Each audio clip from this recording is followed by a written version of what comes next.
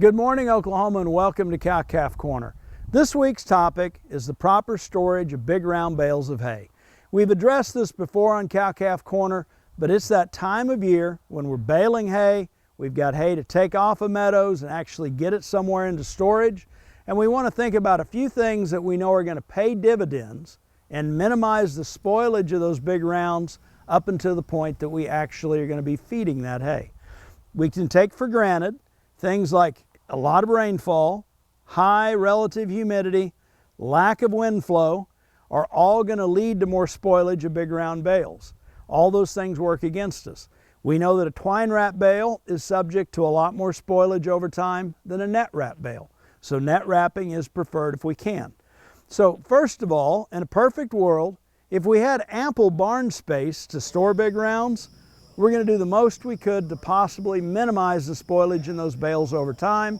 There's a lot of data that shows us that big rounds stored inside an enclosed barn, unlike this one, actually have as little as 2% spoilage for up to 9 months to a year. But that's not always practical. It takes a lot of space to store big rounds.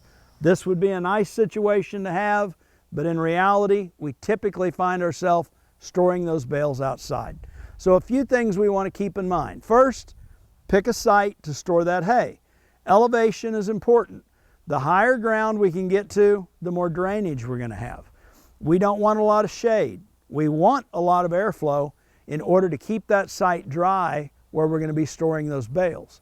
As we take a look at some of the pitfalls we might have, just right behind me, we've got some bales that are stored. They've been here for a while. But we can see that bales that have deteriorated to the point that the net wrap's not in good shape, we may potentially not even be able to pick those up and get them to the site we want to feed them. And some observations we can make, those are actually bales that are stored in an east-west orientation, and they're stored really close together. So first thing to keep in mind, when we build our rows and we're storing outside, we want to store in a north-south fashion, and we want to keep about 3 foot between the rows of hay. We want those bales stacked butt to butt as tight as we can to minimize the amount of precipitation that's going to get in there, maximize the airflow between the rows of hay, and permit the sun over the course of a day to actually shine down those rows. Now, if we can minimize the amount of grass or vegetation in that row by mowing or herbicides, something like that, that's also going to work to our advantage.